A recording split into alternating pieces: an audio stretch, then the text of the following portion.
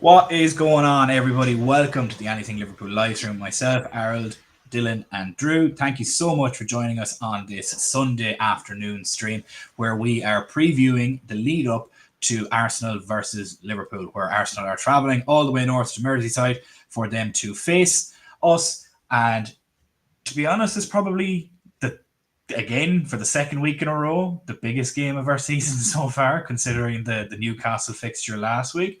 But nonetheless, we have lineups leaked. We have lineups, sorry, I say leaked, lineups confirmed. We have Dominic Szoboszlai starting at right back over the likes of Conor Bradley. Joe Gomez is on the team amid rumours that he is going to AC Milan and that there's a permanent proposal there. Mark Gahey is also possibly starting for Palace later on today, amid speculation that there's a £35 million and 10% sell-on clause bid submitted for him.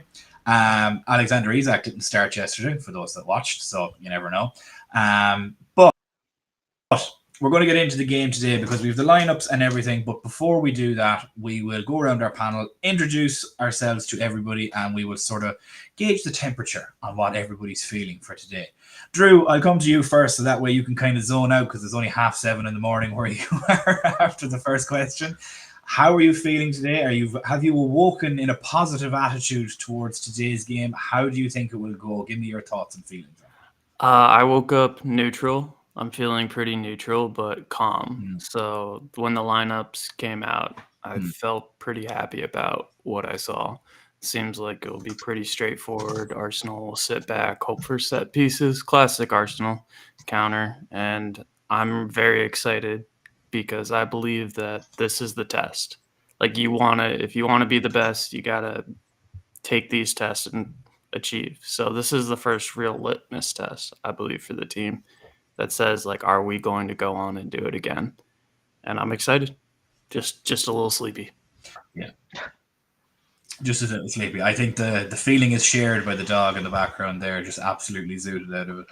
But Dylan, first time we've been on stream together in quite a while, my friend. How are you doing, and how is your feeling today with regards to the game? Yeah, good. No, yeah, good to see you as well. Good to see Drew. I haven't seen you both for a while, so yeah. No, I'm feeling good about today. To be honest with you, I think these types of games early on in the season, they always kind of get hyped up and blown up, don't they, about what they're going to do? They'll make or break someone's season early on and stuff like that. But I don't really see it like that to myself. To be honest with you, I think it's one of those games where if you lose or draw it, it's not the end of the world. Of course, you don't want to do that early on, but it's not going to make or break the season if anything like that was to happen early on. But equally, it gives you an opportunity to put a marker down to the person that's potentially going to be that team against you all season and say, potentially, this is what you're going to have to do if you want to be better than us. So, like they've set up with the defensive kind of way they have, that kind of shows you the way they're coming up to Anfield, where they haven't won since, was it 2012, I think it was, when Arteta was still playing. So, shows the way they've kind of come about this game to try and make sure they win it through set pieces like they've been doing, and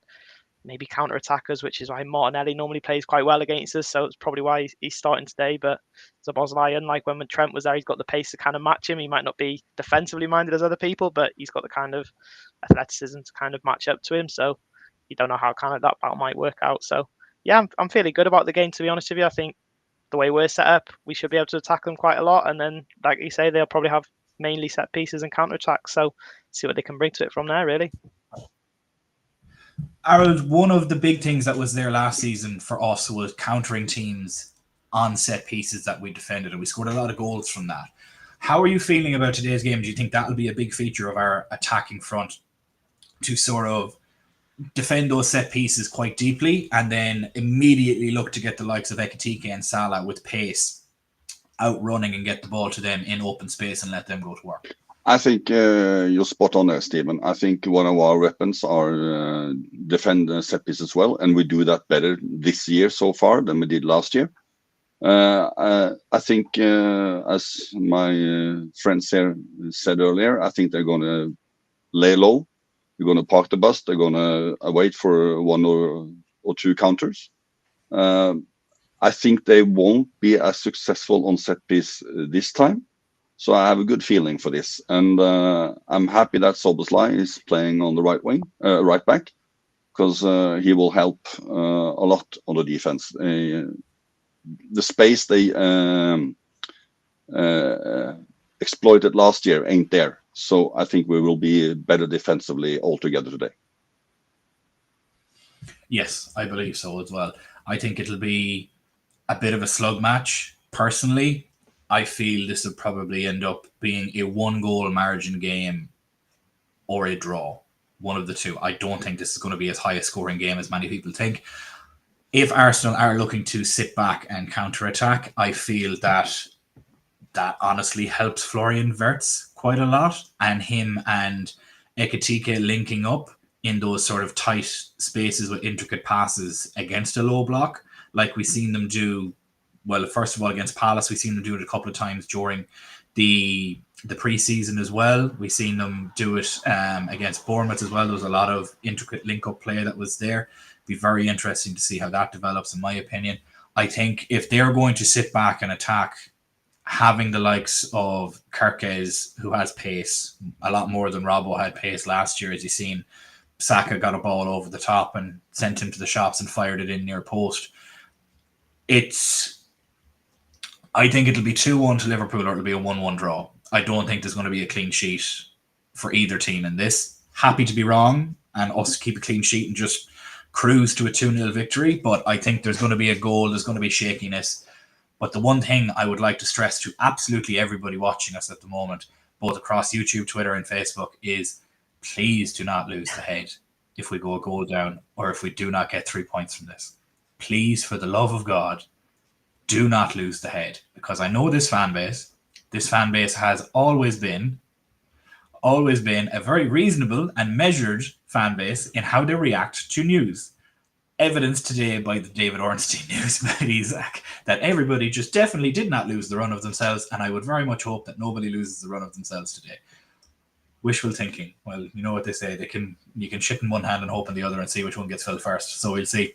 But we're going to get into the lineups and basically how the teams have set up and what we possibly may see from tactics. But before we do that, make sure to like and subscribe if you haven't done so already. Make sure you have your notifications on for all future streams and videos so that you never miss out.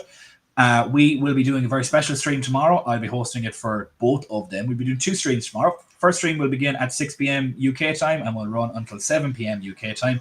Then the second stream after that will run from just after 7 p.m. UK time all the way until 8 p.m. UK time. We're doing 2 streams, one after the other, back to back, because we're going to have a deadline day stream all the way up until the deadline hits at 7 o'clock. And then after that, there'll be a whole new host of guests coming on, and we'll be reviewing essentially everybody's transfer windows, for lack of a better term. So it'll be very interesting, very fun. Hopefully everybody's able to come and join us for that. So make sure you have your notifications on so that you don't miss out about that. But with that being said, let us take a look at the lineups. And I am now going to share some screens, and we're going to take a look at the lineups on both sides. I have opted to go for a 4-3-3. Now, I know for a fact that this looks hilarious because they've basically lined up with 4 centre-backs and 3 CDMs. So the idea that people are saying that they are going to sit back, and this is just hilarious here, by the way. If anybody missed it, James Milner equalised on a penalty to put Brighton 1-1 against Man City. But with how the teams have lined up, Dylan, I'll come to you first on this. Is this at all surprising from Arteta to travel to an away game where he sees us scoring 7 goals in 2 games and immediately reverts to essentially parking the bus in an away game? It's Arteta Pulis at this stage, realistically. Is this even a slight surprise to you right now?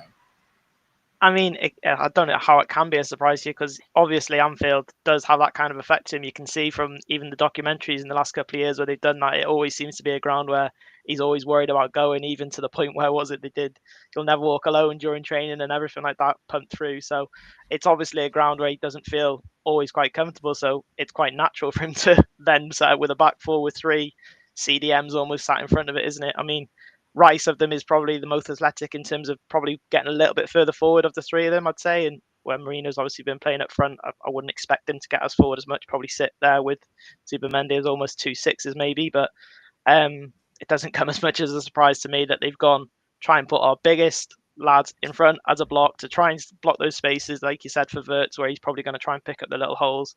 That's probably the main role they're going to do for that. And then you can see from their bench what they've got in terms of midfielders to come on there, whether he's fit or not, but obviously coming off the bench for Odegaard and He's on there as well, so there is options potentially for them to maybe at an hour 70 minutes to be a little bit more attacking. But it comes as no surprise to me that they've they've gone more defensive as a starting point to try and nullify us and try and get set pieces and have a bit of joy from that. But yeah, I think they'll just be disrupting, trying to slow the game down, trying to frustrate our attack as a starting point, and then they'll probably try and build into the game from there. Yeah, it doesn't shock me either at all. Drew, when it comes to sort of the lineup and how Arteta is set up, these are the types of games that we bought somebody like Wirtz and like Ekitike for. Players that have the ability to both dribble, play very short, intricate passes. The ball moves quicker than any man can. So them working together and working off each other, they seem to already have nearly an unspoken chemistry that they have at the moment. Are they the most important for us today, or do you feel that there's somebody else on the 11 that we have at the moment that's more important? Maybe Gakpo, maybe Salah, maybe Szoboszlai in the right back. I think you might see maybe Gakpo or Salah be the scorers, but I think having Wirtz and Ekitike in the side are crucial for us to be able to break down Arsenal. Like you said, just the ability to pass and move the ball forward, Wirtz's ability to beat players. Like that's what we need to open up Arsenal's defense, because obviously they're setting up very defensively. I'm not surprised either. Like I think it would have been not smart to start Eze. Odegaard's probably iffy, so maybe this is all they have to start unless they wanted to throw one of their youngsters in the mix. So, and then once you see Newcastle, like when we conceded from that, was it long throw in back into the box and then that long set piece forward, maybe that's their game plan, kind of seeing our weakness or shakiness there. But at Anfield, like I don't see us getting like anything but the full backing. And then I'm really, really excited to see Wirtz. I think this is the game. I think there was a comment in the chat too saying from Yo Cool, we'll see the best of Wirtz today. And I really hope we do, because I think he could be the key to unlocking this Arsenal defense and getting on the board early. Yeah, I don't disagree with you. I think the passing and movement and decoy runs between both him and Ekitike will, I think, pull defenders out of position. And then really be able to sort of open things up for overlapping runs from the likes of Salah and Gakpo getting in behind.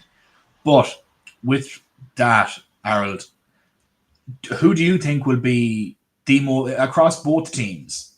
Who do you think will be the most important player? Is it going to be Florian Wirtz? Do you think Gyökeres maybe puts a stamp down and says, yes, I'm here, I'm in the Premier League and I can score against the big teams, considering he's only really performed against relegation fodder so far? Or do you feel that this is just going to be an absolute war of attrition and we need to be able to take what little chances we may get? I think their key player in the offense is Martinelli. They will try and, as soon as they get the ball, they will try and set him up for a long run. And the key there is Szoboszlai to prevent him from doing that. Also, I agree, they're going to park the bus from kickoff. They're going to try and take all the time they can. So for me, the key here is probably not one player or two players, but it's the speed on the ball and movement. We have to make them tired. We have to make them run and position and find new positions and all that. I think Wirtz can be a key, but I think the midfield will be so populated that we have to have transitions from side to side. We have to move the ball a lot faster than we have done so far this season. We did that once, and that was against Newcastle, and we saw how that went. Yeah, ended up in a fantastic Rio and Gamoa goal. And hilariously, that was the only time we ran and played fast-paced football against a 10-man team. And in my own opinion, I think Arsenal, as they're set up right there, are a 10-man team in defence. Yeah, exactly. Gyökeres does not have the running ability to get back. He doesn't have it. So you're asking Madueke and Martinelli to cover a lot of that running, which is why you've probably also put Rice in there ahead of two essentially CDMs in Zubamendi and Marino, where Rice is probably going to try and cover a lot of Gyökeres's lack of running, in my own opinion. But everybody in the comments, let me know what you guys think of the lineup. What do you think? Who'll be the key player? Who's going to be the key player for both sides? Where do you think the biggest matchup is going to be? But that's the question now I'm going to pose to the panel as well. Harold, where do you see the key matchup? Who versus who is probably going to bring the most intrigue for you? Salah against Calafiori going down that right side? Is it going to be Ekitike against their two big centre backs, or is it going to be Florian Wirtz in those pockets, or is it somebody else? As I said, I think this is have to be a team effort all over the place, from Ali to the front. But we have a lot of players who have that ability to do special things, to tip the scale and do majestic things. So if Wirtz gets the room, I think Ekitike can be a key because he can move around the center. But other than that, I think the Salah and Szoboszlai, if we can get the overlaps, if Salah can get someone off his back and have more one-on-one instead of 1-on-2 and 1-on-3, I think that can be a key. We saw that again against Newcastle when he had the room. You saw the pass, and yeah. Yeah, I don't disagree with you. That's why I kind of wanted Bradley to start myself. Obviously, Slot saw it otherwise. But that's more so why I wanted Bradley to start there, is because immediately when Bradley was on, you've seen him up as high as Salah, holding that width. And Salah was, and it then gave the left back and the centre back an issue, because one of them had to go to Bradley, the other one had to cover Salah. So now you have 1-on-1 rather than 2-on-1, as you mentioned. And I agree. Dylan, is there a particular man? Yeah. Sorry, Aaron. I completely agree with you. That's why a natural Bradley would have played if it had been any other game. He would have played, but this is a too big game for him to have so little game time. Yeah, I agree. I think probably after the international break is where we probably see Bradley slot back into that right back position, and as well we should expect to have Jeremy Frimpong back in that fray as well, as he should be coming back to training. Hopefully, he's not going to be traveling with the internationals away, so he should be staying at the ground. I don't know if Bradley is traveling or not. I haven't seen any confirmation on that. We know Ekitike isn't traveling because the French team haven't called him up, and the Cameroon team have said they don't want to be second choice, which is fine by us. No problem at all. We'll keep him. And Jesus, West Ham are 3-0 up against Forest in the last 5 minutes. There goes my double clean sheet in FPL for Forest. Fuck you anyways, West Ham. The one week I would happily allow you to be shit and I wouldn't really care about it, you decide to come and just absolutely ruin my weekend. Well, fuck the laddie. But in saying that, Dylan, is there any particular matchup that you're intrigued with? Do you think there's going to be a bit of a battle in the midfield? Gravenberch, Zubamendi, there was a lot of history there last season. Obviously, they probably won't care about it, but there'll be a microscope, should I say, on the two of them. Salah going against a fairly big back line. Ekitike being able to showcase some of his strength and his skills. Where do you see the best matchup, or is it even going to be on set pieces, maybe? Well, I think from our perspective, I think McAllister and Wirtz, I think, is the kind of key to our creativity in terms of how deep they're going to sit. So I think I'm excited to see how that matchup kind of works today. It's the first time this season we've got to see Gravenberch and McAllister in the same squad, never mind playing together. So I think it'll be good to kind of see how that's going to work with Wirtz in front as well. And the main worry, I would think, from an Arsenal perspective, for me, would have to be the matchup between Salah and Calafiori, because he's rash. He can dive into tackles. I don't think he's as defensively minded as the others in that back four. So I think that for me would be where I'd be feeding Salah the ball as much as possible, get at Calafiori, get him on a yellow card, get him booked early on, see what we can kind of cause from there, because that's equally going to cause having probably Gabriel's going to have to come across him. Rice might have to drop a bit deeper to cover as well to give almost 2v1, and hopefully that frees up a little bit more space in there for Wirtz to kind of pick up other little bits of spaces in kind of little pockets as well in front of their back four. So I think the midfield battle is intriguing, but for me it would be over on that right hand side for us, where Calafiori hopefully dives in the first couple of times, and then Salah can skim past him and hopefully create a couple. And Ekitike as well, you can't go without the first 3 competitive games. Well, if you count Community Shield as a competitive game, that's another story. But if you count that as a competitive game, he scored 3 in 3 every single time he's had an opportunity. He's taken it. So hopefully he can today not be taken off at 70 minutes odd, and hopefully finish a game and get us all the way through and get a couple of goals today as well.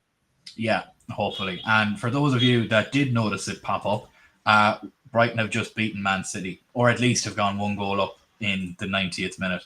for all of those that have been watching the scores there. And obviously West Ham absolutely fisting Nottingham Forest. But Drew, is there a particular matchup that you're very excited to see? Obviously, there's been a lot of worry about Kirkes and his rashness, and Madueke is a player that likes to dribble. Is that a matchup you're worried for on the defensive side of things? We've talked a lot about how we are attacking, but we haven't really talked about a lot of how we are defensively. Set pieces, we seem to be an awful lot better at defending this season, although last season as well, we generated the least amount of XG conceded from set pieces, so it's maybe a continuation of that. But we're now facing the team that has generated the most amount of XG from set pieces from last season and is obviously doing it again this season. Where do you see the biggest defensive matchup? For me personally, I can see it being our two centre backs having to protect that box as much as possible. Yeah, I think it's gonna be.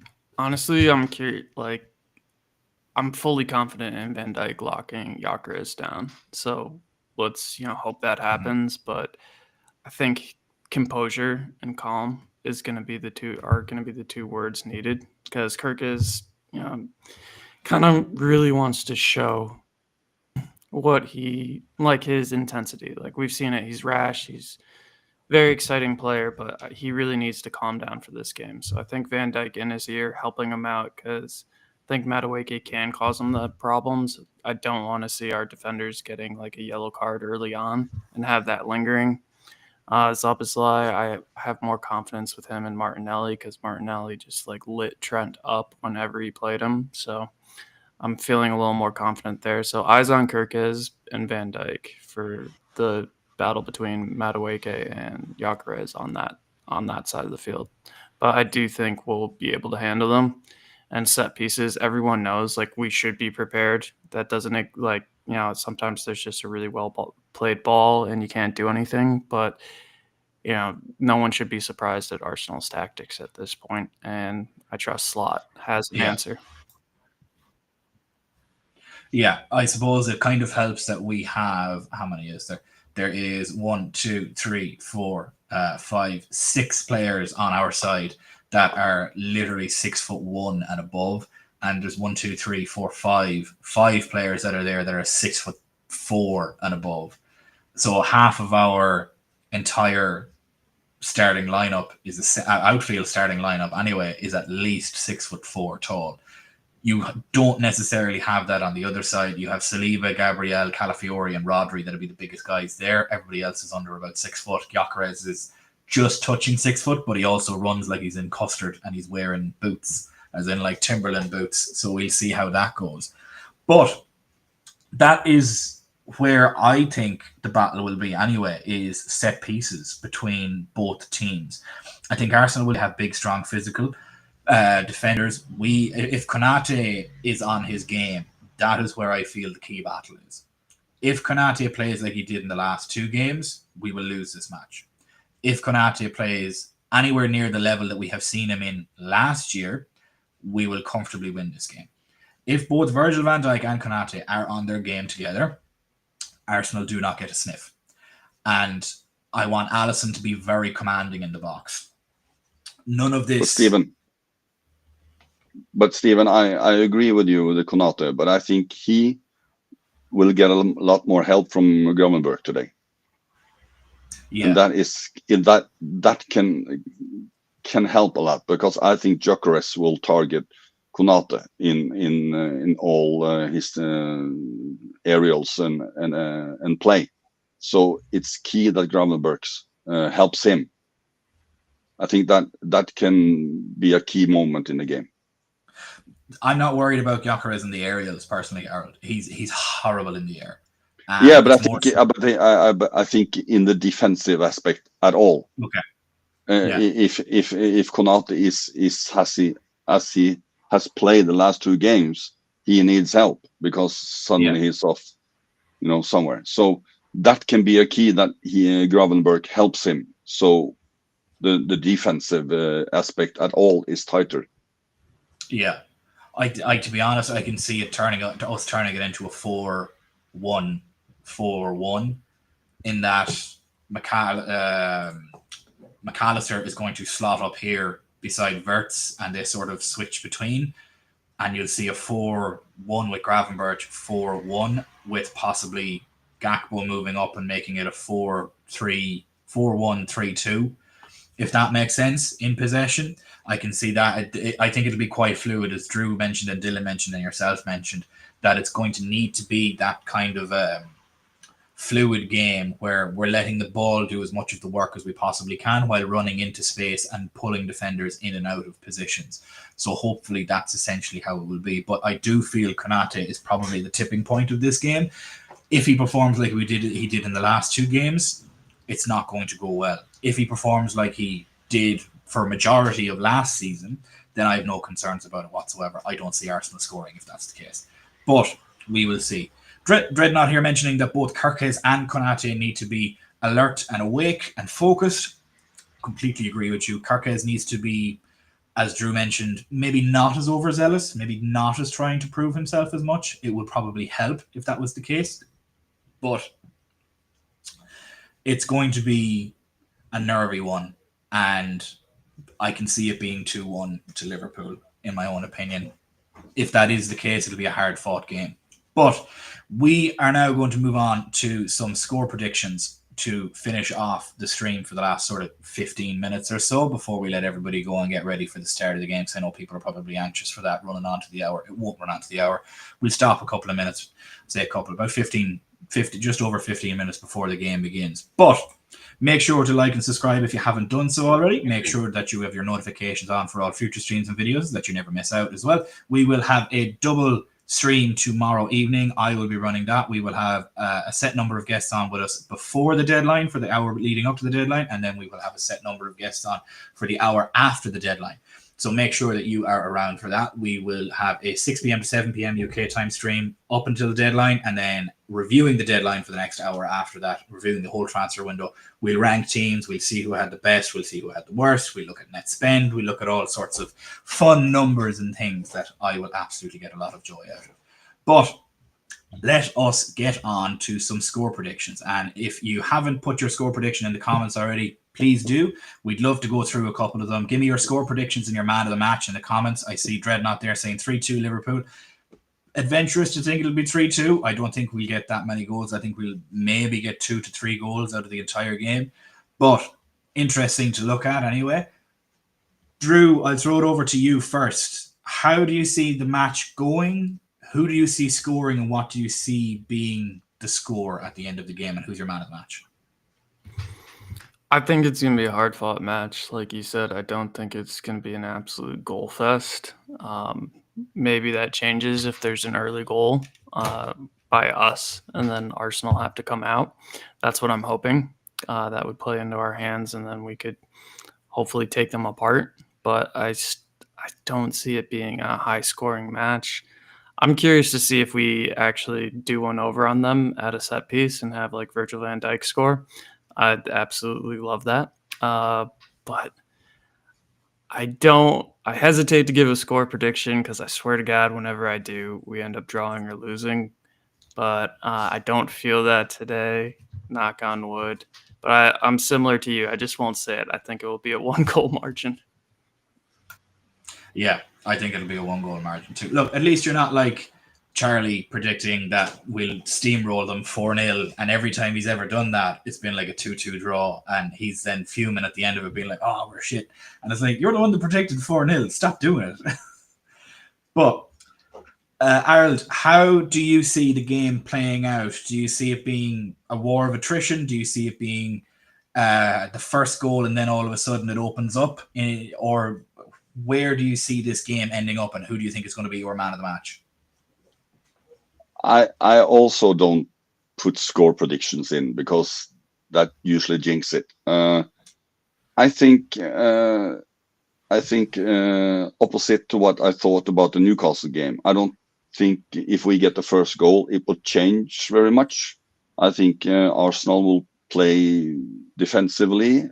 As long as it's 1-0, I don't think they're going to do any changes until it's 70, 75 minutes and then try to get a goal.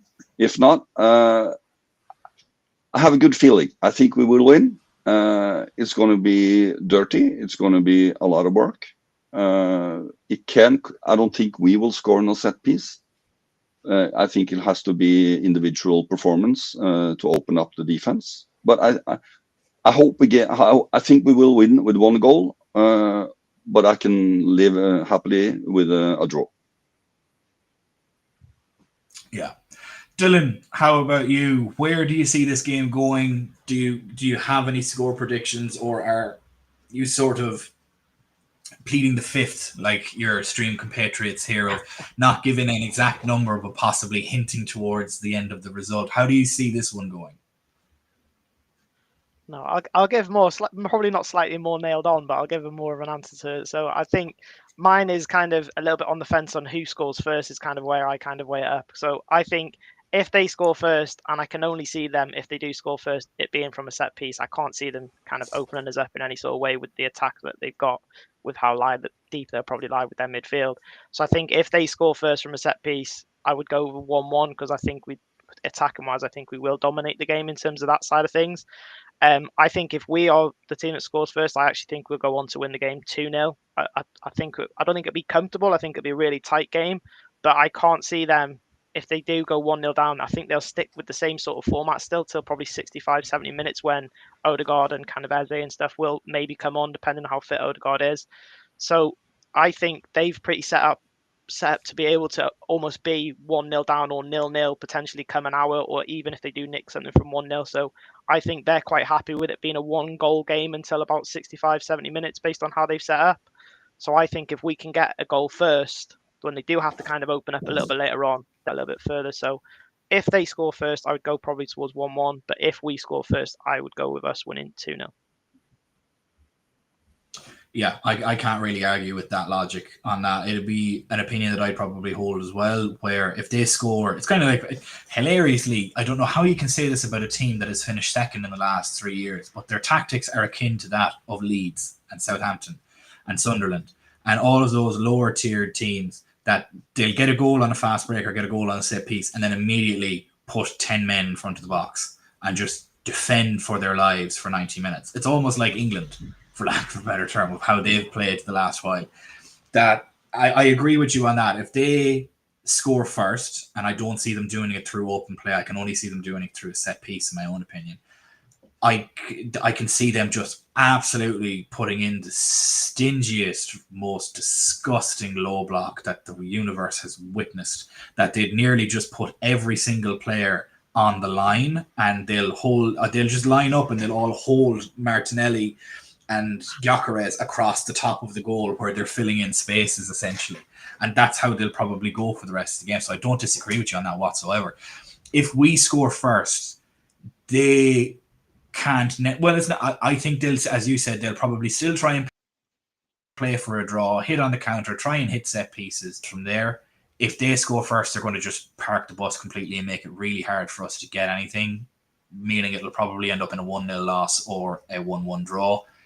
As Errol said, I'd happily go with a draw on this, get out of this healthy, go into the 2 weeks of the international break, regroup after the international break, where you have a couple of decent fixtures after then, because straight after the international break, I do believe, what are the games that we play after the international break?